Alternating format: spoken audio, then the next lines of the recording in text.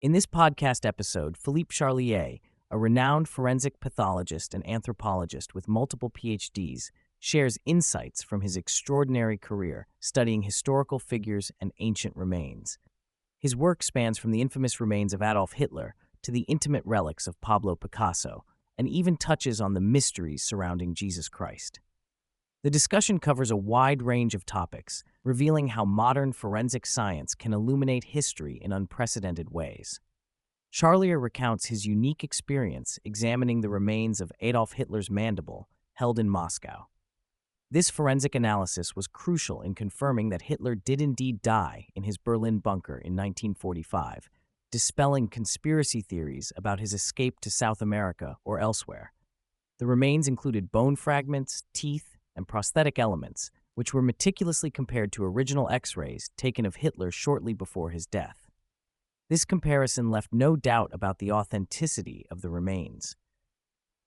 The forensic evidence also shed light on the circumstances of Hitler's death.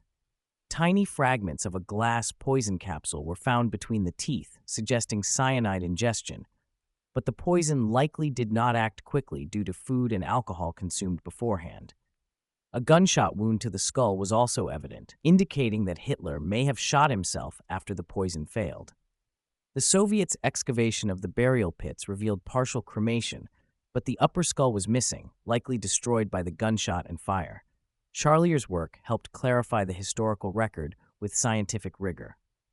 One of the more unusual but revealing areas of Philippe's research involves the study of ancient human feces, or paleofeces. By analyzing latrines and preserved excrement from archaeological sites, he can reconstruct diets, health conditions, and even exposure to toxins or parasites of past populations.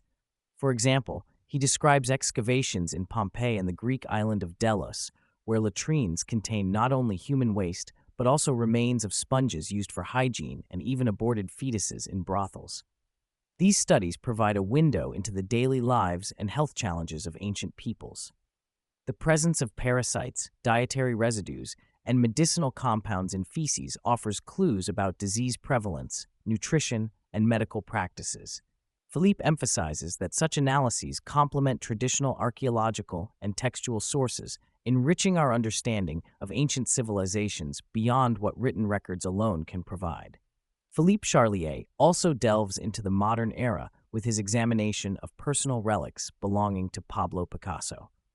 Thanks to Picasso's daughter, fragments of the artist's hair and nails were preserved, allowing Philippe's team to analyze his exposure to toxins and lifestyle habits. The analysis revealed significant nicotine levels, consistent with Picasso's heavy smoking, and traces of foods like watermelon and even goat hairs, reflecting the presence of a pet goat in his studio.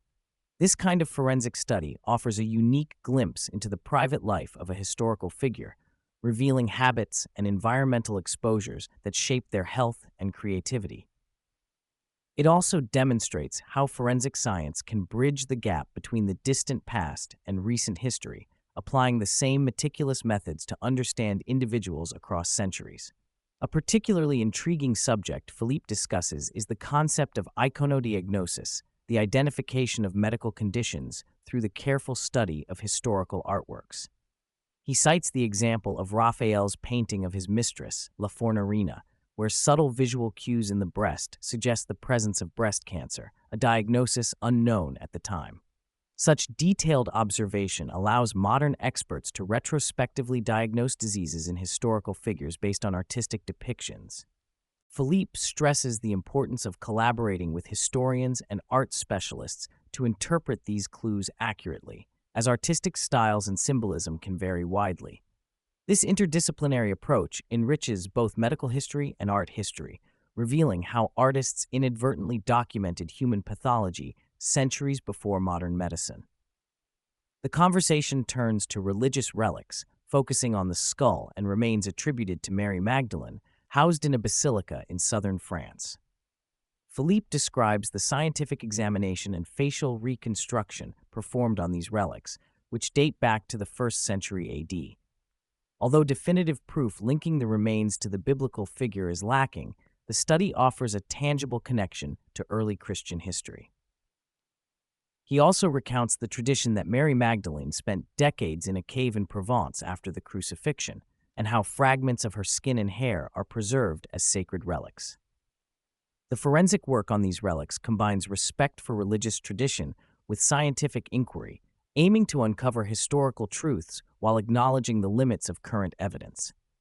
Philippe shares his research into Haitian voodoo practices, particularly the use of tetrodotoxin from pufferfish venom in creating so-called zombie powder.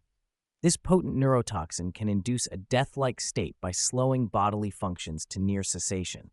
In voodoo rituals, individuals are buried alive and later revived by priests, entering a trance-like state of zombification. He explains that belief and psychological factors are crucial for the effectiveness of these rituals, as only those initiated into voodoo can truly become zombies. The toxin must enter the bloodstream through skin abrasions, and the ritual includes strict control over diet and drug administration to maintain the state. Philippe's work demystifies these practices, showing how pharmacology and cultural belief intertwine in this unique phenomenon. Philippe discusses ongoing projects involving the remains of French kings, many of whom were exhumed and reburied during and after the French Revolution. These mass graves and crypts contain commingled skeletons, and Philippe's team aims to identify and study these remains to restore them to their rightful resting places. This work involves detailed osteological analysis and DNA testing to untangle centuries of disturbance. He also highlights the study of Marie Antoinette's clothing and shoes, which provide clues about her physique and health. By reconstructing her body shape and size, researchers gain insights into the life and conditions of this iconic historical figure. Such forensic reconstructions bring history to life in vivid detail. One of Philippe's most remarkable projects involves the mummified head of Henry IV, the French king assassinated in 1610. The head is exceptionally well preserved, retaining soft tissues including the vocal cords and tongue. Using advanced imaging and artificial airflow techniques, Philippe's team is working to recreate the king's voice, potentially allowing us to hear how he sounded. This endeavor exemplifies the cutting edge of forensic science, combining anatomy, technology, and history to resurrect the past in sensory form. It also fulfills Philippe's lifelong mission to make the dead speak through scientific means, offering a powerful connection across time. Throughout the discussion, Philippe reflects on the evolution of medicine from antiquity to the present. He praises Hippocrates' early recognition of personalized medicine, emphasizing that treatment must consider an individual's environment, diet, and physiology. This holistic approach, articulated over 2 millennia ago, resonates with modern trends toward personalized healthcare. He also notes that many diseases common today, such as diabetes, were present in historical populations, as evidenced by protein analysis in royal remains. While ancient medical texts like those of Galen contain errors, they laid foundational knowledge that continues to inform medical science. Philippe advocates for integrating archaeological and forensic findings with historical texts to deepen our understanding of health and disease. The use of drugs in ancient times is a recurring theme. Philippe acknowledges that opium and other substances were employed for medicinal purposes and possibly recreationally, though scientific proof of widespread recreational use remains limited. He highlights the potential of paleotoxicology, the study of ancient toxins in human remains and artifacts, to provide concrete evidence of drug use. He also discusses the presence of tobacco and cannabis in Renaissance Venice, used not for pleasure but as remedies against diseases like malaria. This illustrates how cultural context shapes drug use and perception. Philippe calls for multidisciplinary research, combining archaeology, toxicology, and history to unravel the complex role of drugs in past societies. Finally, Philippe explores the intersection of mythology and paleontology, explaining how ancient peoples interpreted fossilized remains as evidence of mythical creatures like cyclopes and sirens. His research into teratology, the study of congenital malformations, shows that many mythological beings may have been inspired by real medical conditions observed in humans and animals. He presents examples of skeletal abnormalities that match descriptions of legendary monsters, demonstrating how folklore and medicine intertwine. This work not only enriches our understanding of ancient beliefs, but also highlights the enduring human fascination with the extraordinary and the unknown.